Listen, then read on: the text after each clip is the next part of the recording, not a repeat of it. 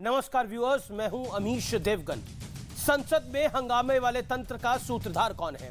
आज इसका दूध का दूध और पानी का पानी करना बेहद आवश्यक है, क्योंकि केंद्रीय मंत्री स्मृति ईरानी ने राहुल गांधी पर बहुत बड़ा हमला करते हुए उन्हें संसद में गतिरोध पैदा करने वाले नेताओं का सरगना तक बता दिया है।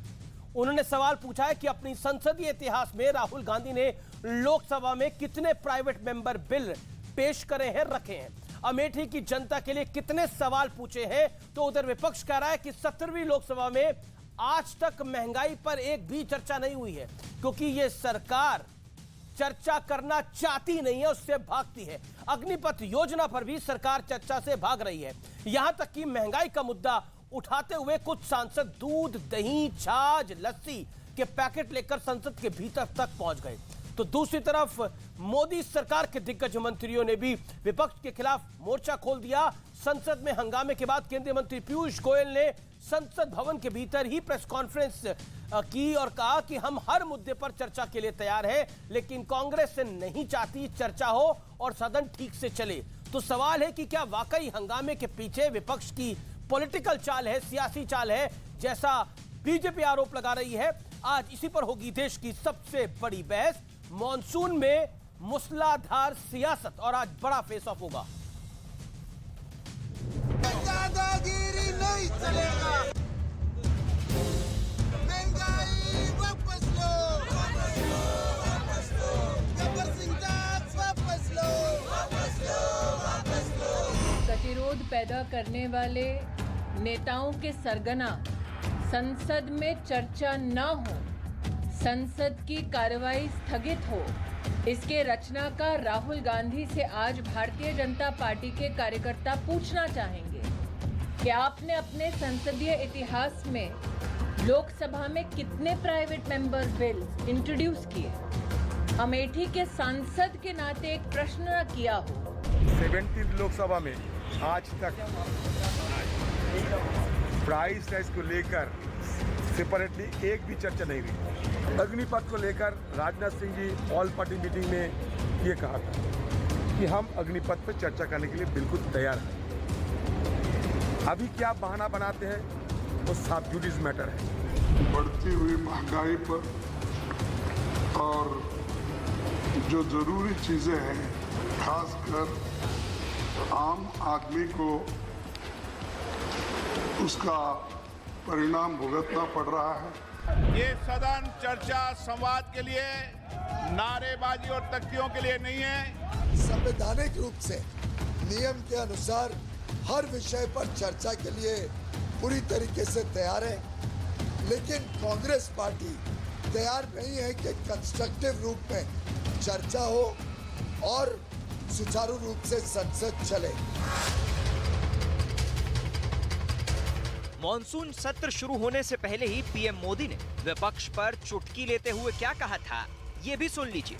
दिल्ली में भी वर्षा अपना दस्तक देना प्रारंभ किया है, लेकिन फिर भी न बाहर की गर्मी कम हो रही है और पता नहीं अंदर भी गर्मी कम होगी कि नहीं होगी। सवाल है कि अगर सरकार हर मुद्दे पर चर्चा को तैयार है, तो फिर संसद ठप क्यों? या विपक्ष का मकसद सिर्फ हंगामा करना है, जैसा कि सरकार आरोप लगा रही है? आज इसी पर होगी देश की सबसे बड़ी बहस। मॉनसून में मूसलाधार सियासत। और अब वक्त है आर पार के सुप्रसिद्ध विश्लेषण का। संसद में राहुल की रिपोर्ट कार्ड का विश्लेषण आज सुनना जरूरी है। पहला तथ्य यह है कि मौजूदा लोकसभा में राहुल गांधी की हाजिरी कुल 56% है। दूसरा तथ्य यह है कि इस लोकसभा में 24 डिबेट हुई है, जिसमें राहुल केवल 5 ही डिबेट्स में मौजूद थे। तीसरा तथ्य यह है कि राहुल गांधी ने कोई भी प्राइवेट मेंबर बिल पेश नहीं किया है अभी तक। चौथा तथ्य यह है, मौजूदा लोकसभा में राहुल ने अब तक 76 सवाल पूछे हैं। बड़ा सवाल यह है, क्या संसद में विपक्ष की ओर से गंभीरता की कमी है, जो बार बार बीजेपी आरोप लगा रही है, या बीजेपी गंभीर कम है? मेरे साथ बात करने के लिए सुधांशु त्रिवेदी, बीजेपी के मेंबर ऑफ पार्लियामेंट, जुड़ रहे हैं, प्रवक्ता भी हैं भारतीय जनता पार्टी के, उनका अभिनंदन है। संजय सिंह मेरे साथ जुड़ रहे हैं, सांसद हैं आम आदमी पार्टी के, उनका अभिनंदन है। संजय सिंह जी, भारतीय जनता पार्टी की सरकार यह आरोप लगा रही है कि विपक्ष खुद ही गंभीर नहीं है, तितर बितर है, इसलिए उन्हें खुद नहीं पता कि मोदी सरकार को किन मुद्दों पर उनको घेरना है। सदन में हम चर्चा को तैयार हैं, लेकिन कंफ्यूज्ड ऑपोजिशन है। 50 सेकंड आपके। नहीं, चलिए, भारतीय जनता पार्टी क्या कह रही है वो तो एक अलग विषय है। आप तो एक पत्रकार हैं। संसद में चर्चा विपक्ष चाहता है, इसके क्या प्रमाण आपको चाहिए?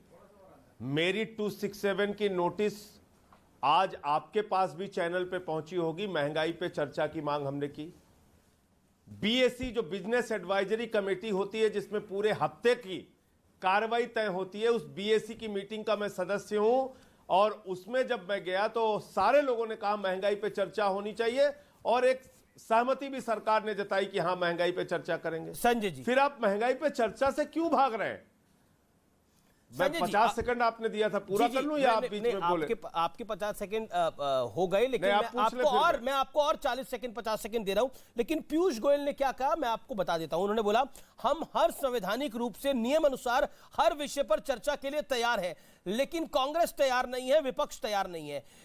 ठीक तरह से चर्चा हो और सुचारू रूप से संसद चले, ये हम चाहते हैं। अरे पीयूष गोयल से पूछिए, वो लीडर ऑफ द हाउस है। 267 का नियम जानते हैं कि नहीं जानते हैं? वो अगर नहीं जानते होंगे तो सुधांशु जी उनकी मदद कर देंगे। 267 मतलब संसद की कार्रवाई को स्थगित करके सदन में महत्वपूर्ण विषय पर, लोक महत्व के विषय पर चर्चा कराई जाए। और इस समय मुद्दा क्या है कि भारत जो खाने पीने की चीजों में दूसरी दुनिया का एक्सपोर्टर है, दूसरी दुनिया के देशों का निर्यातक है, वो भारत, उस भारत के अंदर आटा, चावल, दही, दूध, छाछ, अस्पताल के कमरे, सब पे आपने टैक्स लगा दिया। क्या इस मुद्दे पर देश के सर्वोच्च सदन में चर्चा नहीं होनी चाहिए? आपने पेट्रोल डीजल का दाम आसमान पे पहुंचा दिया। संजय जी, आपने सरसों के तेल का दाम आपके राज्य में आसमान पे पहुंचा। ठीक है, आप पूंजीपति मित्रों का 11 लाख करोड़ रुपए माफ करके देश के बैंकों का साफ कर देते हैं। संजय जी, मैं आपसे सवाल, संजय जी आपका बड़ा वैलिड पॉइंट है, कॉमन आदमी का, आम आदमी का ये सवाल है जो आपने पटल पे रखा है। सुधांशु त्रिवेदी इसका जवाब देंगे। सुधांशु त्रिवेदी, आप आम आदमी की बात से, आप आम आदमी की बात ही नहीं करना चाहते, आप सियासत में उसको गुल कर देना चाहते हैं, यह आरोप है विपक्ष का। आप भी राज्यसभा के सदस्य हैं। देखिए संजय जी ने जो बात बोली उसी में इस बात का सारा तथ्य सामने आ गया। इन्होंने कहा नियम 267 के तहत, यानी संसद की वर्तमान कार्रवाई को स्थगित करके पहले चर्चा की जाए। सरकार चर्चा के विरुद्ध नहीं है। एक होता है कि विधायी कार्य जो निर्धारित हैं उनको करने के बाद चर्चा की जाए, एक होता है कि स्थगित करके चर्चा की जाए। स्थगित करके चर्चा तक होती है जब कोई अचानक बहुत बड़ी इमरजेंसी आ गई हो।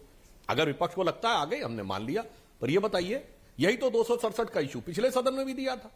तो ऐसी कौन सी आपातकालीन परिस्थिति है जो 8 महीने से लगातार चल रही है? इसका अर्थ वो स्थायी समस्या है या एक लंबी समस्या है, वो उस ढंग की अप्रत्याशित समस्या नहीं है जिसके लिए नियम 267 लेकिन मैं आपको बताता हूं, अभी इसमें अप्रत्याशित क्या हुआ है।